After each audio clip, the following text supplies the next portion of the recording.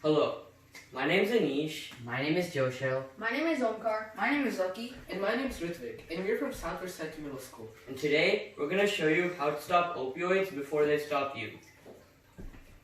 Our goal in this presentation is to help spread awareness of the dangers of misusing opioids and its effects.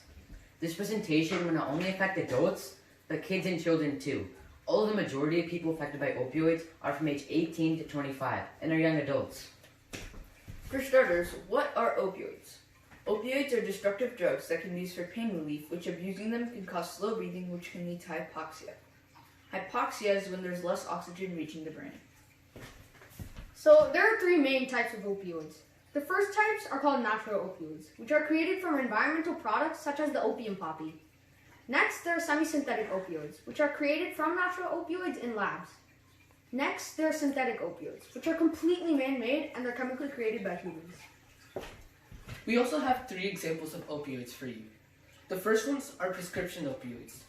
These are opioids that are prescribed by a doctor and are used to treat severe pain. The second one is fentanyl. This is a synthetic opioid pain reliever. And the final one is heroin. This is an illegal opioid that contains the physical structure and physiology of a brain. Some common side effects of opioids include dizziness, nausea, constipation, physical dependence, and respiratory depression. There are also a few pros to opioids. One of them is that it could be used for analgesia. Analgesia is when a doctor prescribes opioids to their patients to relieve severe pain.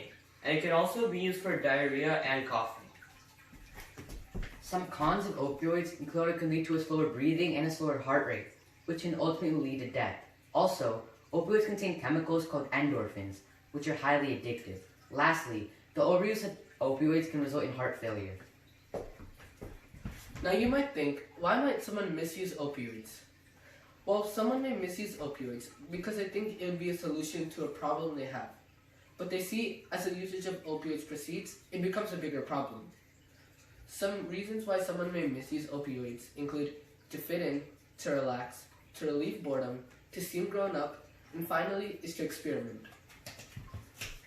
So what does it mean to be intoxicated? Well, when a person's intoxicated, they can't sustain control over their physical and mental actions. For example, for a person that uses opioids to get high, intoxications may include using too much of the drug or using the drug with another drug or alcohol.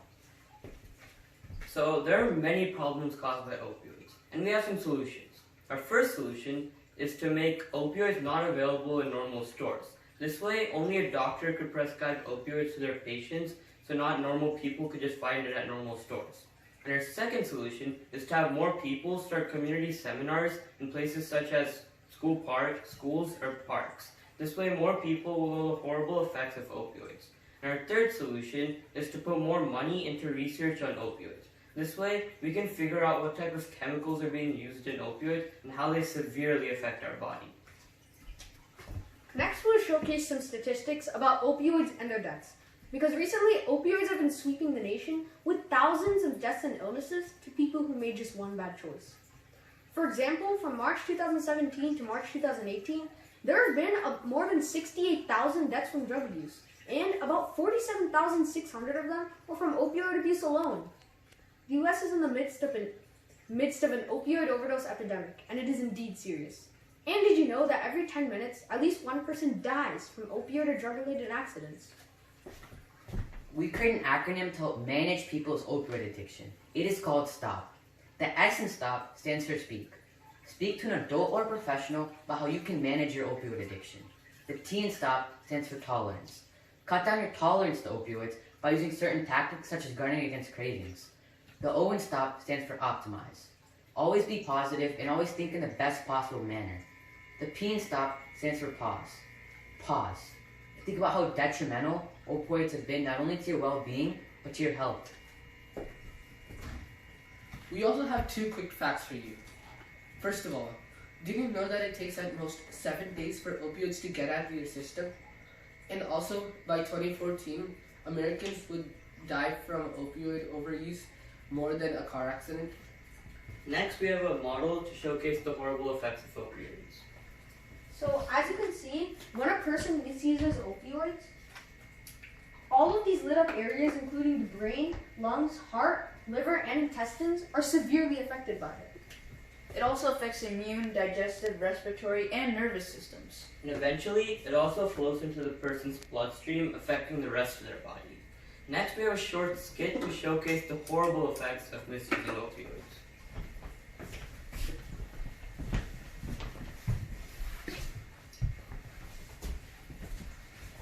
Hello, I'd like to tell you a story about my friend Charlie. 3 months ago, we're watching a football game in my friend's house until something very unexpected happened. I'll show you what. Flashback. Oh, this game's so interesting. Oh my god. Hey guys, I'm gonna use the restroom really quick. Okay.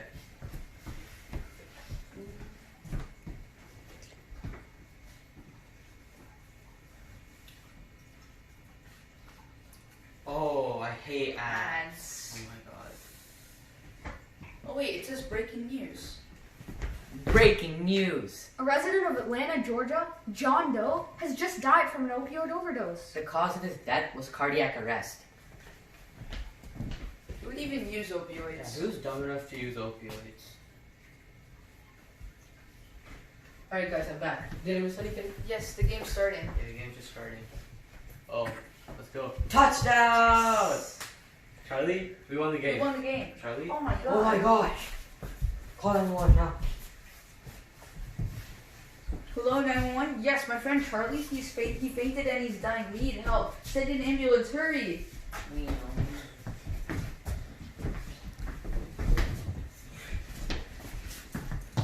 Charlie was then admitted into the hospital of STOP Medical Clinic, where then he was admitted to test and diagnose. Oh, you must be Charlie. Oh, come sit down right here. Dr. Gledda will be here with you shortly.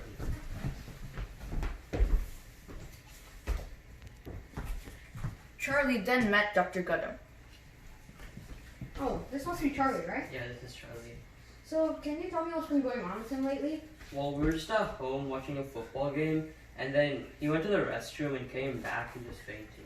Let's see. So, we're gonna have to run a few tests to see what's been going on with him. And I think the results will be back in a few hours. Okay, thank you. Next, Dr. Gudda is going to run a few tests to see what's going on with Charlie. You feel that?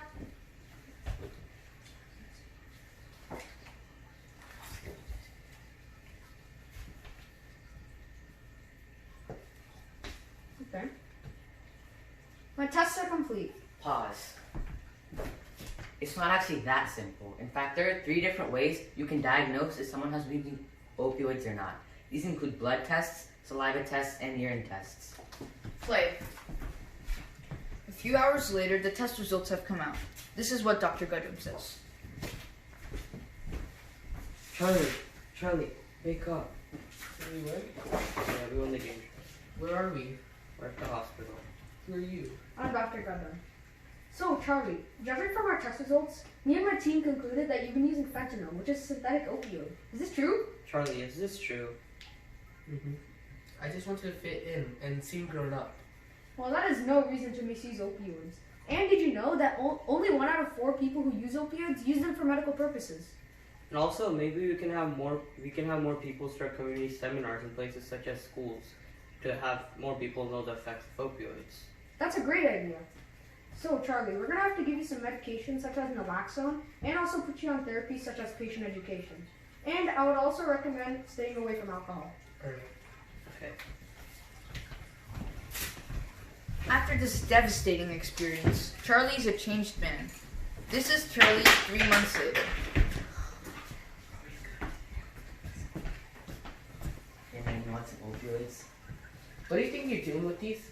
It's just opioids. You can't just be carelessly handing these out to other people. Why not? The last time I used these, they've ruined my life.